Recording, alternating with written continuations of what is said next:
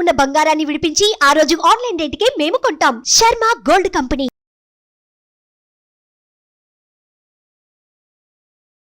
శ్రీమాత్రే నమః. సద్గురు జ్యోతిషాలయం బ్రహ్మశ్రీ చంద్రమౌళి వెంకటేష్ శర్మ. ఈరోజు మనం చెప్పుకోబోయే ఒక ముఖ్యమైనటువంటి విషయం ఏమంటే, చాలామందికి ఒక భయం, శని భగవానుడు అంటే ఒక భయం. శని వక్రగతి అనేది అవుతుంది. ఇది వచ్చి రెగ్యులర్ ప్రాసెస్ అండి.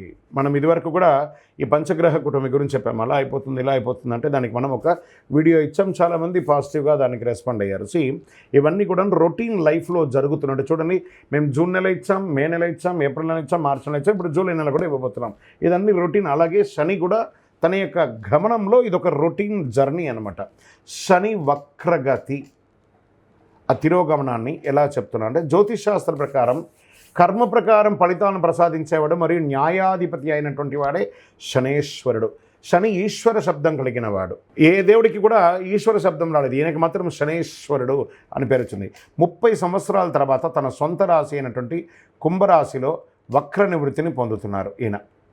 ఇది ఎంతో ఒక విశేషమైనటువంటి విషయం అండి. దానివల్ల 2024లో కొన్ని రాశుల వారిపై ప్రత్యేక వరాలను కురిపిస్తున్నారు. కొన్ని రాశులకి అదృష్టాన్ని కలిగిస్తున్నారు, కొన్ని రాశులకి యాజ్ ఇట్ ఈస్ రొటీన్గా చేస్తున్నారు. అలాగే సంపదలో అపారమైనటువంటి పెరుగుదల ఉంటుంది ఈ యొక్క శని వక్రగతిలో. ఏ అదృష్ట రాశి వారికి దీనివల్ల ప్రయోజనం కలుగుతుందో తెలుసుకుందాం. శని వక్రగతి సంచారం 2024 6 రాశులకి జీవితంలో ఆకస్మిక మార్పు.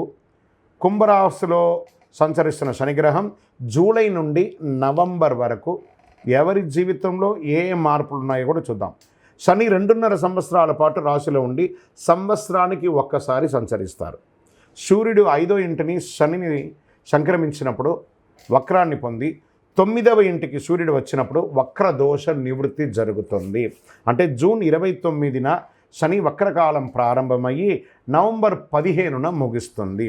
శని వక్ర సంచారం వలన ప్రభావితమైనటువంటి వారికి వక్రకాలంలో వ్యాపార సమస్యలు తగ్గుతాయి, ధన సమస్యలు తీరుతాయి, కష్టాల నుంచి బయటపడి వారికి ఉపశమనం కలుగుతుంది. నౌ ఆ లబ్ధి పొందేవాళ్ళు ఎవరనేది చూద్దాం. జ్యోతిషాస్త్రరీత్యా 12 రాశుల్లో 11వ రాశి అయినటువంటి కుంభరాశి మిత్రులారా, మీరు ధనిష్ఠా నక్షత్రం 3, 4 పాదములు, శతభిషా నక్షత్రం 1, 2, 3, 4 పాదములు, పూర్వభద్ర నక్షత్రం 1, 2, 3 పాదాలకు జన్మించిన మీరు కుంభరాశి వారుగా పరిగణించబడుతున్నారు. ఈ నెల మీకు శుభాశుభ ఫలితాలు ఎలా ఉన్నాయంటే, 7.5 శని జన్మ శనిగా కూర్చొని ఉన్నారు.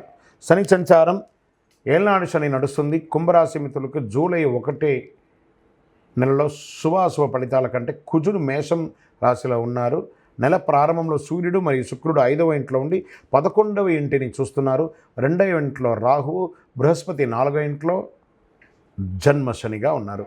సమాజంలో గౌరవం మరియు పేరు ప్రఖ్యాతులు పెరిగే ఒక మంచి నెల అని చెప్పచ్చు. శని భగవానుడు ఉన్న జన్మంలో తన యొక్క సొంత ఇంట్లో ఉన్న బృహస్పతి మీకు అనుకూలిస్తున్నారు. సహోద్యోగులు మీకు సహకరిస్తారు, మీ అభ్యర్థనలు ఆమోదించగలుగుతారు. పదోన్నతులు, వేతనాలు పెరిగే అవకాశాలు ఉన్నాయి. ఉద్యోగంలో ఉన్న ఆటంకాలన్నీ కూడా తొలగిపోతాయి. వ్యాపారంలో పురోగతి ఉంటుంది. అమ్మకాలు మరియు లాభాలు అంచనాలకు మించి జరుగుతుంది. వ్యాపారం చాలా అద్భుతంగా ఉంటుందని చెప్పచ్చు. కొత్తగా మీరు యొక్క వ్యాపారాన్ని మీరు ఎక్స్పాండ్ చేసుకోవచ్చు. ప్రభుత్వం నుంచి ఆశించినటువంటి లైసెన్సులు వంటి పనులు సులభంగా జరిగిపోతుంది ఈ నెల కుంభరాశి వారికి.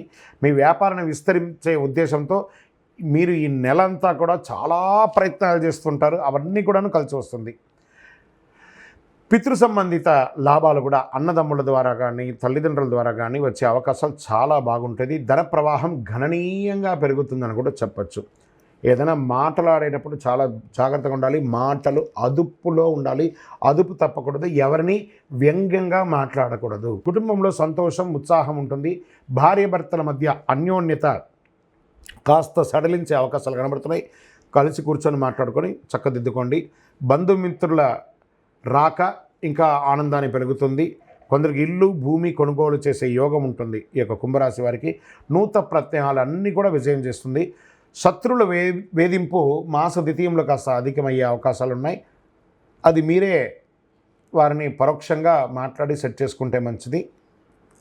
అయితే ఈ నెల ఆలస్యమైన ఖరీదైన నగలు వస్తువులు కొనడం మానేయండి.